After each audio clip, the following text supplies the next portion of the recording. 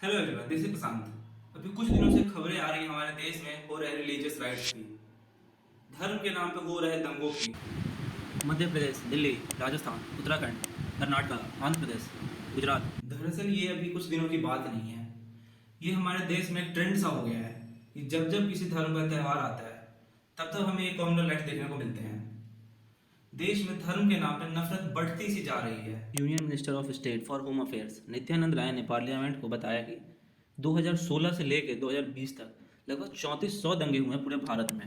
अगर आपने नोटिस किया हो तो इन दंगों में पैटर्न से दिखता आ रहा है। कुछ लोग हाथ में हथियार लिए रैली निकालेंगे, कुछ लोग दूसरे धर्म के लोगों को गालियां देंगे, कुछ लोग पत्थर फेंकेंगे, कुछ लोग ये कहेंगे कि आउटसाइडर्स को बुलाया गया है दंगे कराने के लिए, कुछ पॉलिटिकल लीडर्स और धर्म के ठेकेदार कहलाने वाले लोग कुछ भड़काऊ सा भाषण देंगे, और जब ये दंगे खत्म हो जाएंगे तो हमें कुछ हार्ट वार्मिंग कहानियां सुनने को मिलेंगी कि कैसे एक मुसलमान दोस्त ने अपने हिंदू नेबर को दंगों में बचाया। सवाल यहाँ ये नहीं है कि रिलीजियस लैश कॉम्युनल राइट्स हमारे देश में इतने बढ़ते क्यों जा रहे हैं। चाहे किसी भी धर्म की बात कर लें, हमारे देश में लोगों में नफरत क्यों बढ़ता जा रहा है, कौन रिस्पॉन्सिबल है इसके पीछे और क्या सॉल्यूशंस हैं इसके।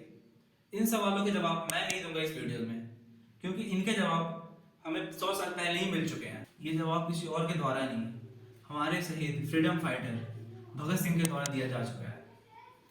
आपको जान के बहुत हैरानी होगी कि उस वक्त जो हाल था हमारे देश का, वही सेम हाल आज भी है, कुछ नहीं बदला है। तो इस वीडियो में हम आगे चर्चा करेंगे आगे भगत सिंह के हर उस पॉइंट को जो कि उन्होंने अपने इस आर्टिकल में बताया था रिलीजियस राइट्स के बारे में।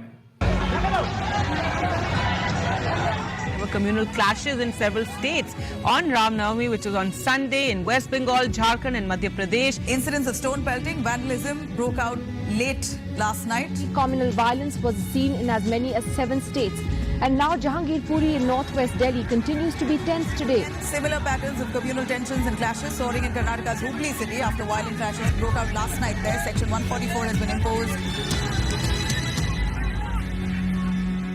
भगत सिंह अपने आर्टिकल का स्टार्ट करते हैं ये कहते हुए कि इंडिया की हालत आज पहले से भी बदतर होती जा रही है। लोगों ने अपने पड़ोसियों को भी दुश्मन बना लिया है उनके धर्म को देखकर। भगत सिंह अपने आर्टिकल में 4 डायरेक्ट रीजन बताते हैं ये कॉम्युनल राइट्स होने का। पहला रीजन है लोगों का कॉम्युनल माइंडसेट। वो उदाहरण देते हैं लाहौर में हुए दंगों की, जहाँ पे हर धर्म के लोगों ने हर धर्म के बेगुनाह लोगों को मारा था।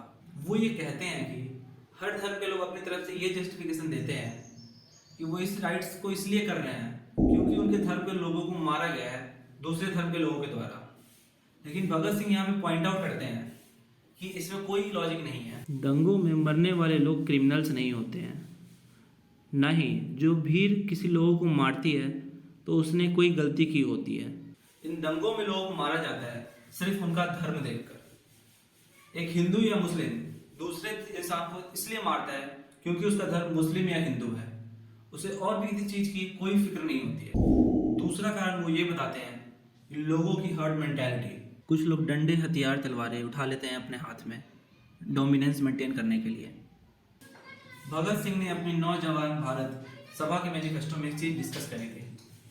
उन्होंने निराशा जताया था कि कैसे इन लोगों का फीलिंग हर्ट करना इतना आसान है उनके धर्म के नाम पे। एक पीपल की डाली टूट जाती है तो एक हिंदू को दर्द होता है। एक ताजिया के कोने से टुकड़ा भी क्या टूट गया कि मुसलमान गुस्सा हो जाता है।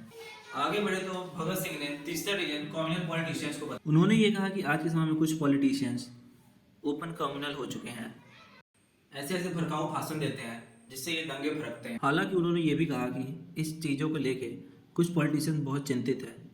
आगे भगत सिंह बताते हैं कि ये जो रीजन्स थे ये तो डायरेक्ट रीजन्स थे कम्युनल राइट्स होने के, लेकिन इन सब से भी छोड़कर एक बुनियादी रीजन है जिसके कारण ये कम्युनल राइट्स हो रहा है, वो है इकोनॉमिक फैक्टर, जो कि यहाँ पे भगत सिंह कार्ल मार्क्स की तरफ साइड करते हैं और बताते हैं कि कार्ल मार्क्स कहते हैं कि दुनिया में जो भी कुछ होता है उसके पीछे कहीं ना कहीं इकोनॉमिक्स फैक्टर एक कारण जरूर होता है।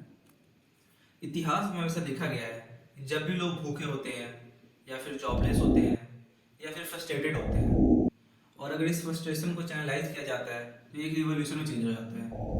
जैसे कि फ्रेंच रिवॉल्यूशन टाइम हुआ था, हजारों औरतें सड़कों पर उतरी थी भूखमरी के कारण और अपने राजा महाराजाओं के सामने प्रोटेस्ट करा था। और अगर इस फ्रस्ट्रेशन को हम चैनलाइज नहीं करेंगे तो इससे देश में दंगे बढ़ेंगे, लोगों में फ्रस्ट्रेशन बढ़ेगी और लोग खुद में ही खुद से भिड़ जाएंगे, जिससे डिक्टेटर्स का राइज हो सकता है और कम्युनल डिसहार्मनी बढ़ सकती है। जर्मनी में जब हिटलर का राइज हुआ था तब भी हमें इससे पहले इकोनॉमिक डिप्रेशन देखने को मिला था। भारी मात्रा में अनएम्प्लॉयमेंट बढ़ने के कारण लोग फ्रस्ट्रेशन में एक ऐसे आदमी पर भरोसा कर बैठे जो कि देश को और तबाही की ओर ले गया, जिसके बाद में जाके वर्ल्ड वॉर 2 भी छिड़ गया। ये मैंने आपको अपनी तरफ से बताया है। भगत सिंह कहते हैं अपने आर्टिकल में कि इंडिया में इकोनॉमिक कंडीशन बहुत खराब है लोगों की, जिसके कारण दंगे बढ़ते जा रहे हैं इंडिया में। सिंपली भगत सिंह का ये कहना है कि इकोनॉमिक कंडीशन इंडिया में सुधारना बहुत जरूरी है। फिर यहाँ पर एक बड़ा सवाल खड़ा होता है कि एक दूसरे से जब लोग लड़ने में इतना बिजी हैं, वो सरकार के खिलाफ कैसे लड़ेंगे, उन्हें कैसे रोका जा सकता है एक दूसरे से लड़ने के लिए। भगत सिंह कहते हैं इसका सॉल्यूशन है क्लास कॉन्शियसनेस। लोगों को जागरूक किया जाए, जो गरीब लेबरर है और किसान है उन्हें ये एहसास दिलाया जाए कि वो भड़काऊ नेता या भड़काऊ धर्म के ठेकेदार कहलाने वालों के प्रभावित ना हो और बेवकूफ़ ना बने। आपकी क्या राय है इस मुद्दे पे, आप कमेंट में मुझे बता सकते हैं। अगर आपको ये वीडियो इन्फॉर्मेटिव लगा हो तो आप प्लीज़ इस वीडियो को लाइक, शेयर एंड सब्सक्राइब करें। धन्यवाद।